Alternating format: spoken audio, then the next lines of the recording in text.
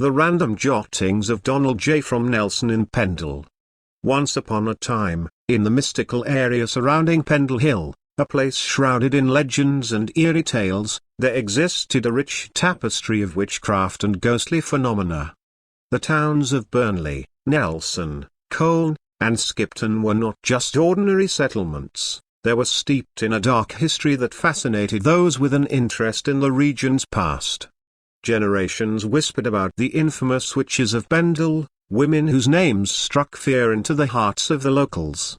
Among them were Elizabeth Southerns, alias Old Dimdyke, and Anne Whittle, known as Jottings. These two women, along with their families, had garnered a reputation as practitioners of dark arts and had become the central figures in the stories that circulated the area.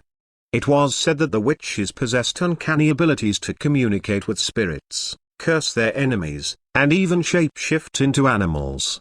Locals were warned to avoid crossing their paths, for their wrath was swift and devastating. The tales of their malevolent deeds grew wild with each passing year, intertwining truth with fiction until it became impossible to distinguish reality from myth. One moonlit night, a young historian named Emily arrived in Pendle, driven by her insatiable curiosity to uncover the truth behind the witch trials that had occurred centuries ago. Armed with her research materials and an open mind, she delved into the depths of the local archives, searching for forgotten records and personal accounts that would shed light on the events that unfolded in the shadow of Pendle Hill. Emily's days turned into nights as she pored over the ancient manuscripts and testimonies.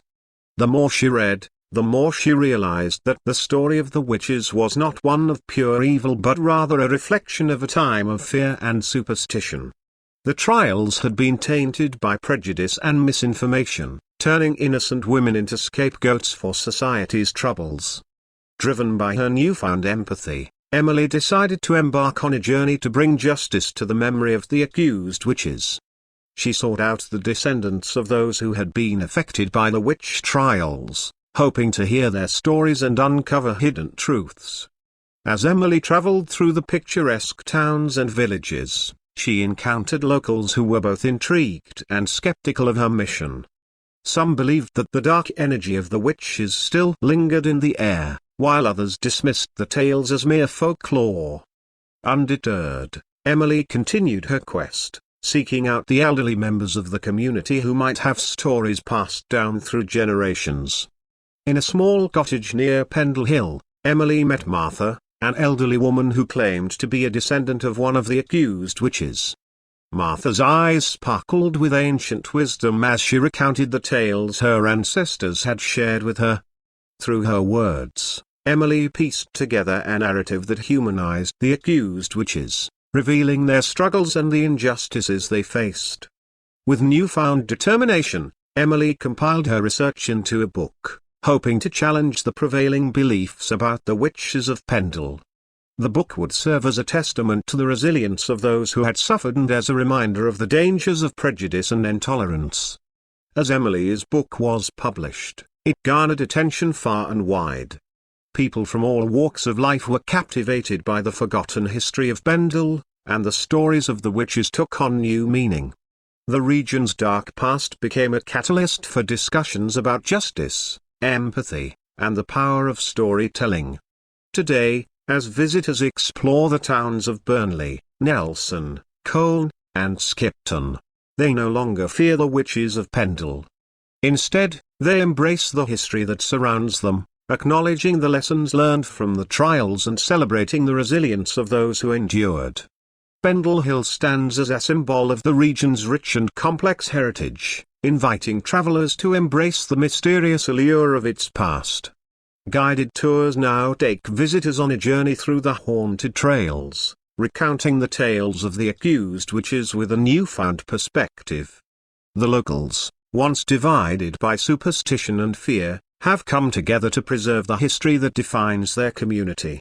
Museums and exhibitions showcase artifacts and documents, shedding light on the lives of the accused witches and the societal dynamics that led to their persecution. On certain moonlit nights, as the winds whisper through the trees and the shadows dance on Pendle Hill, some claim to feel a presence and energy that transcends time and connects them to the spirits of those who came before. It is a reminder that the witches of Pendle, in their own way, have become guardians of the area, watching over its visitors with a mix of cautionary tales and tales of resilience. The myths and tales of the witches of Pendle continue to captivate those with an interest in the region's history. People from all over the world flock to this enigmatic place, drawn by the allure of its haunted past. As they traverse the winding paths and gaze upon the ancient landscape, they are reminded of the power of stories, the complexity of human nature, and the importance of understanding and empathy. And so, the area around Pendle Hill remains a testament to the enduring legacy of its witches, a legacy that reminds us of the dangers of prejudice and the resilience of those who stood against it. It is a place where history and folklore intertwine, offering a glimpse into a time long gone, but whose echoes can still be heard in the whispers of the wind and the tales told around the hearth. By Donald J.